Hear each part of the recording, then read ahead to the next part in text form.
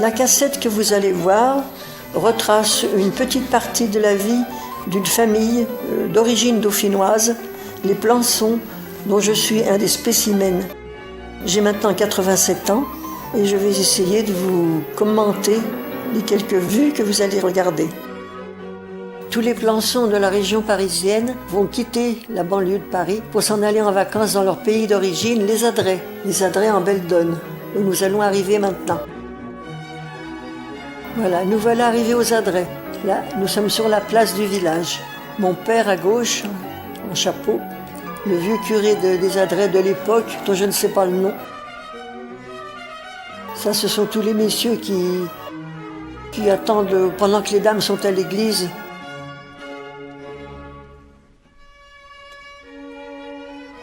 Ils boivent leur petit canot. C'est la sortie de l'église, peut-être. Sont-ils allés à la messe? On n'en sait rien. Là, il y a toute une flopée de Plançons. Mon père à gauche, Laurent Plançon.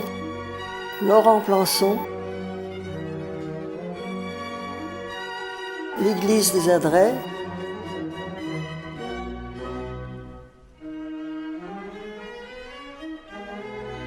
L'entrée de la maison Ténose.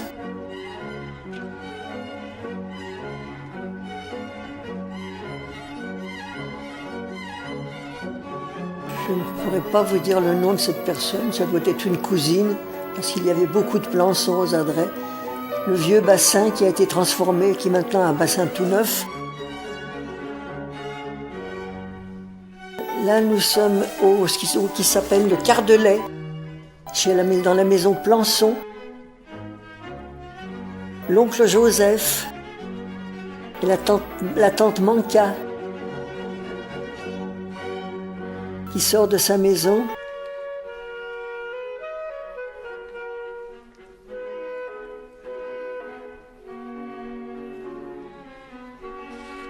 Elle n'a pas l'air contente, elle veut s'en aller rentrer chez elle, là, et ma mère lui dit de rester.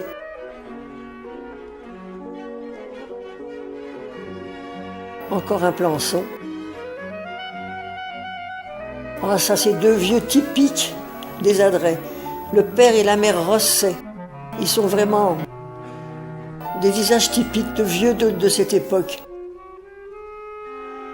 On dirait une vieille sorcière.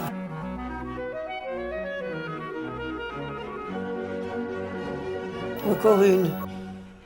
Ce sont des vieilles qui étaient affolées parce que... Ah, voilà le Constanténose. Le portail qu'il est en train de repeindre pour l'entrée de sa maison, c'est la maison qui est devenue maintenant la mairie des Adrets.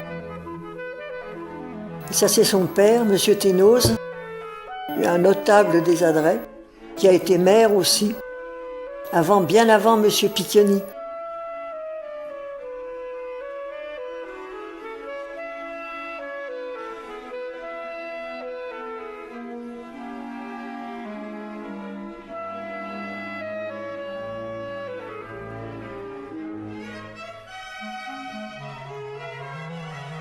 Ah, là, nous arrivons là dans les alentours du château du baron des Adrets.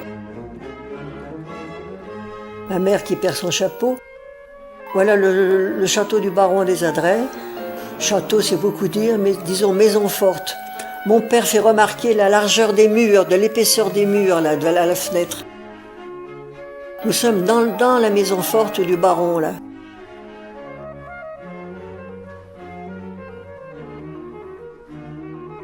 Là, il y a un petit veau est né et c'est moi qui tiens la corde là, pour l'emmener téter sa mère.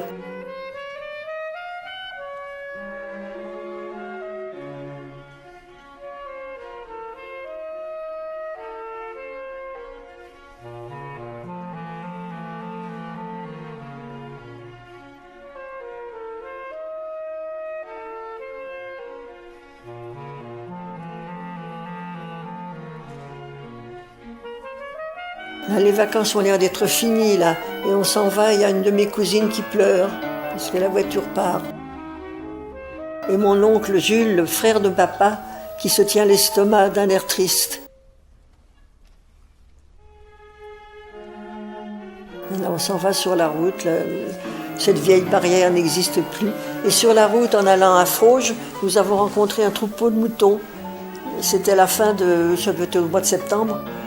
Les alpages rentraient dans le Midi, à pied à l'époque. Alors là, sur les travaux des champs, ça c'est mon cousin Gaston qui est en train de faucher.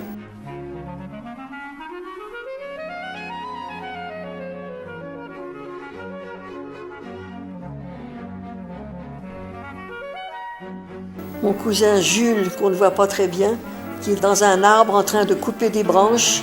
On appelle ça des liasses, pour donner à manger aux brebis. Un autre cousin, Germain, le troisième fils, qui travaillait à la scie. Il y avait une scierie aux Adrets à l'époque.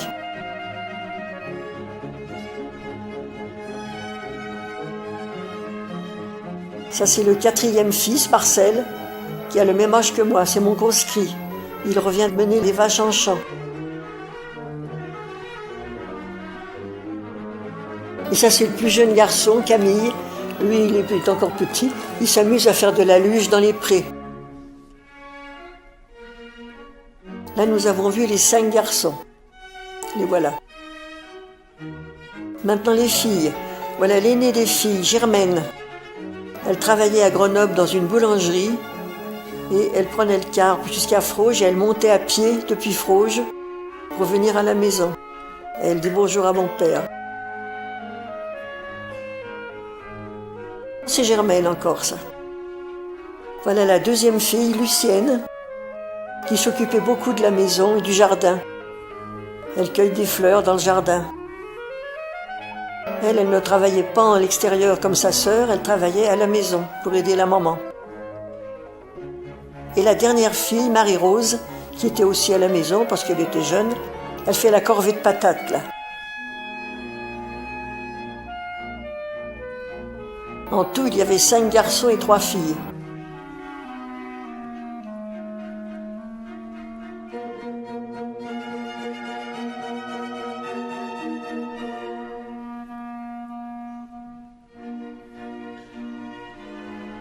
Ça, c'est notre maison, vue de derrière.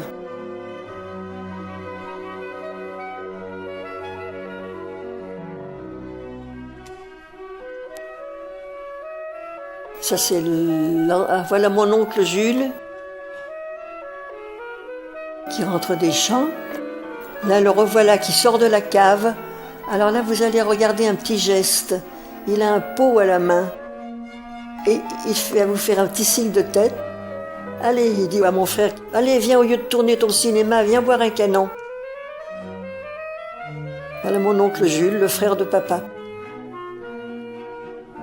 Et sa femme, la tante Rose. Alors ça, c'est tout un poème. C'est le panier à tomes. Les tomes étaient dans un panier et elle avait une corde devant la grange. Elle avait une corde pour le monter et le descendre, pour mettre ses tomes ou les sortir. La porte de la grange existe toujours, elle est telle que.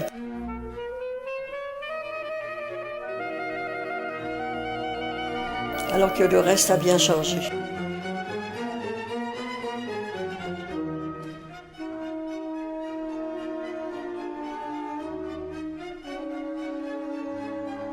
Ah, on est en train de faire des gerbes là, je pense. Des gerbes à la faucille, à la main. Regardez-moi ça. Ils n'avaient pas de tracteur à l'époque.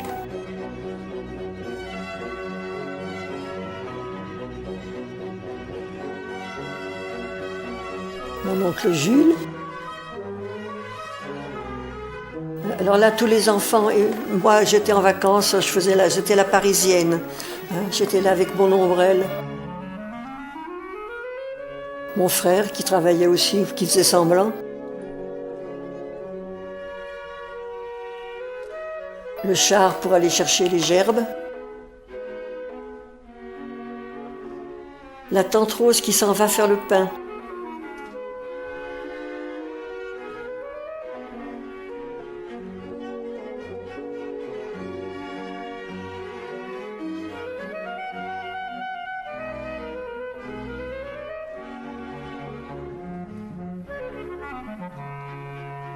Tous les garçons étaient occupés pour atteler les vaches.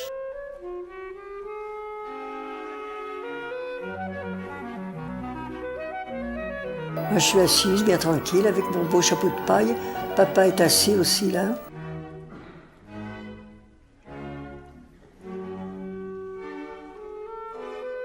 Toujours les travaux des champs. Au fond, les travaux que nous voyons là par ma famille se faisaient les mêmes dans tout le village. Ce qu'on voit là aurait aussi bien pu être pris dans une autre famille.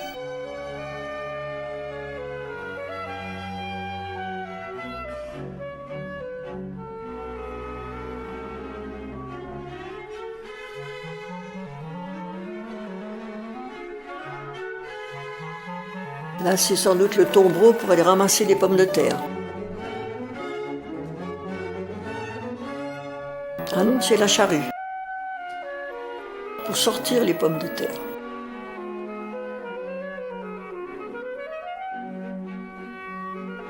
La cousine Marie.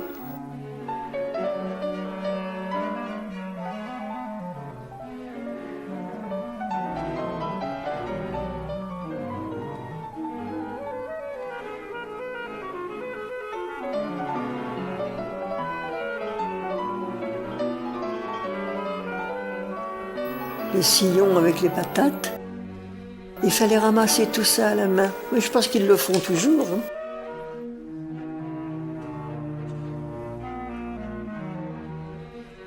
Et nous, les Parisiens qui étions là en vacances, nous étions tout contents de passer nos vacances comme ça, à les aider dans les champs.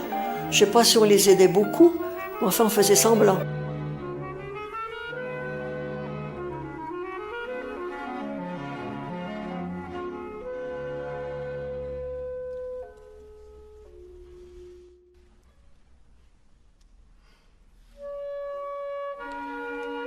Les tombereaux de patates.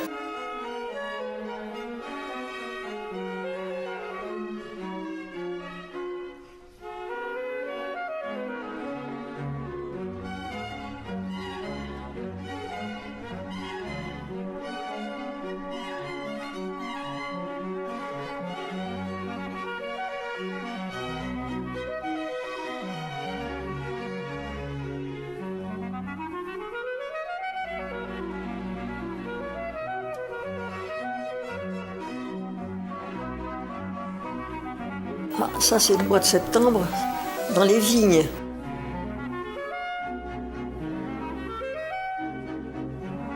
Les vignes de Pichat, au-dessus de Frouges. Une vieille tante à Bazaretier.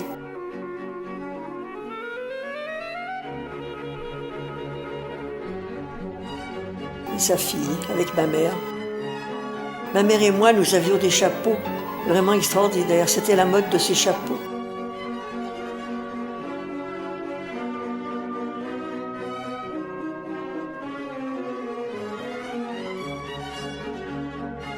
Alors on leur dit qu'il faut qu'elles bougent, qu'elles marchent. C'est pas une photo, il faut marcher.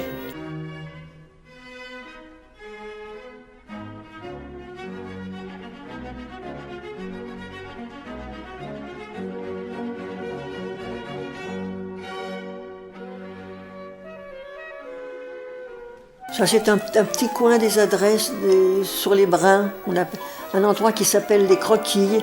C'est maintenant du taillis. À l'époque, il y avait de l'herbe. Et comme la famille n'était pas riche, il fauchait l'herbe même dans les petits coins comme celui-là. Il fallait ramasser l'herbe partout où il y en avait pour les bêtes.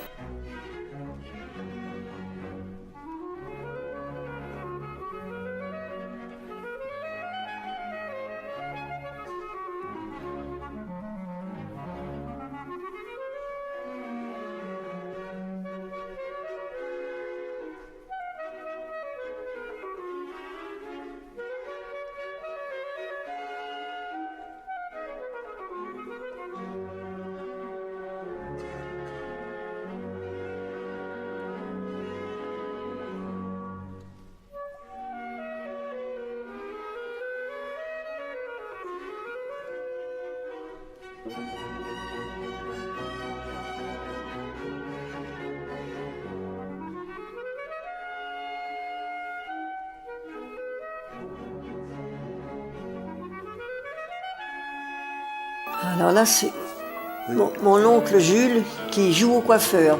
Il coupe les cheveux à son fils. Le vieux bassin de la cour, tout le monde faisait sa toilette. On allait chercher l'eau, il n'y avait pas l'eau dans la maison, bien sûr.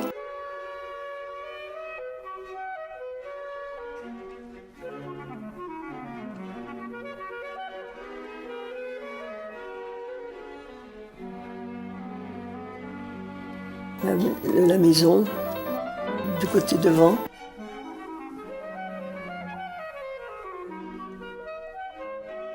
Ah là, c'est le battage.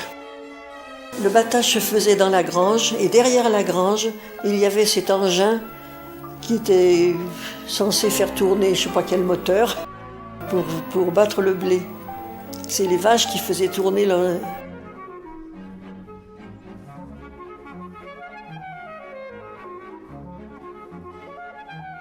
Pendant que les vaches tournaient derrière, les hommes sortaient la paille devant.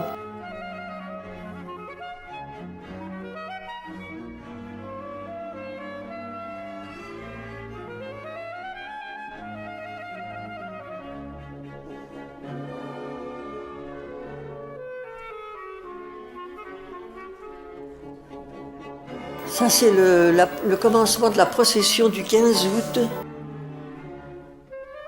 à la Croisette.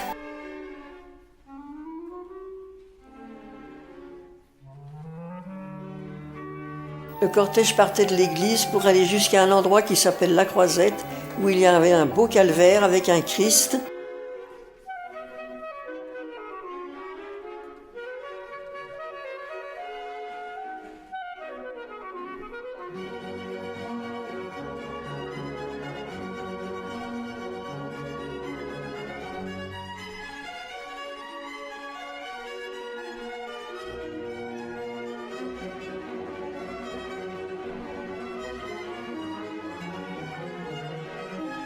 Il y en avait du monde à cette procession, avec des bannières et des hommes.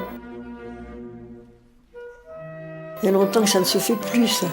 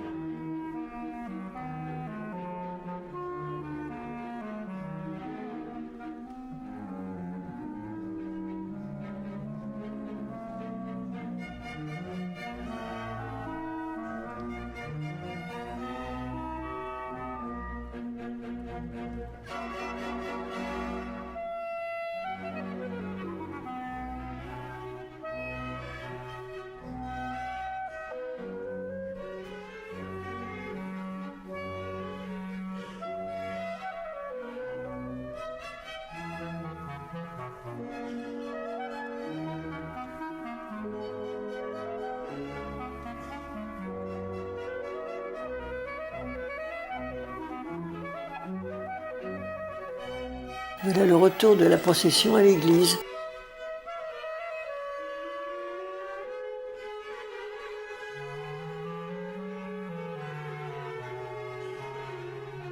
Alors là, je pense que nous sommes en train de nous préparer à partir en montagne pour aller au Crédoudi.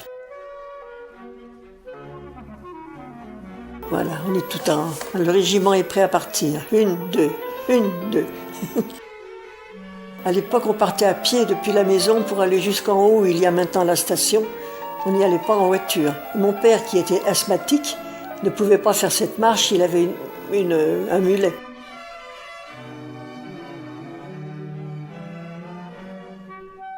Là, nous partions pour au moins 3 heures de marche.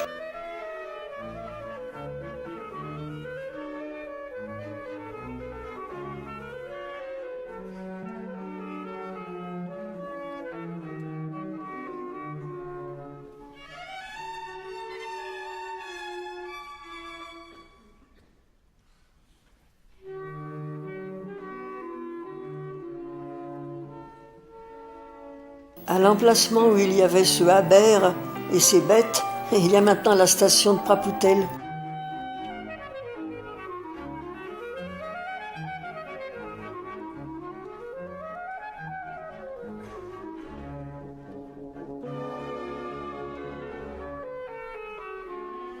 Un petit berger.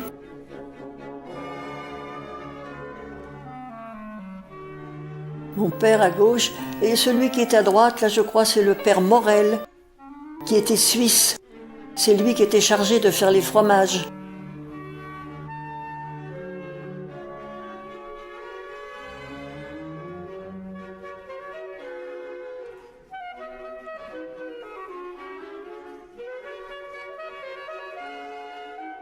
Et là on redescend, et c'est ma cousine Marie et moi qui sommes assis sur la mule.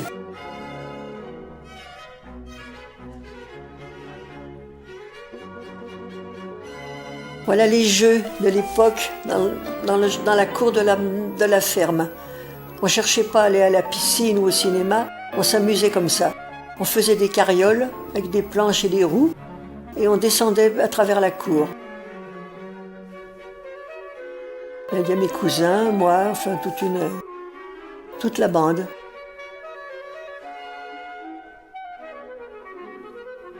Les amusements de vacances à l'époque. Ça aussi, on faisait de la luge dans les prés. Le matin, quand il y avait un peu de rosée, ça glissait bien. On descendait d'en haut des prés et on descendait en luge.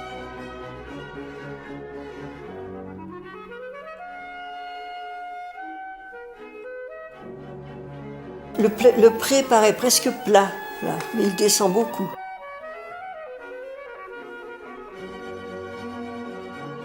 Ça, c'est le retour des vaches qui reviennent de la montagne, où elles sont allées passer 3 mois en Chartreuse. Là, elles arrivent aux Adrets.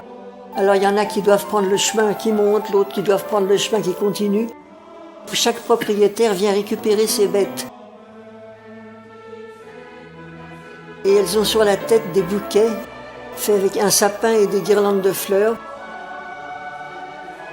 Ça veut dire qu'il n'y a pas eu d'accident pendant toute l'estive. Quand il y a un accident, une vache qui meurt ou quelque chose, les bêtes n'ont pas de bouquet.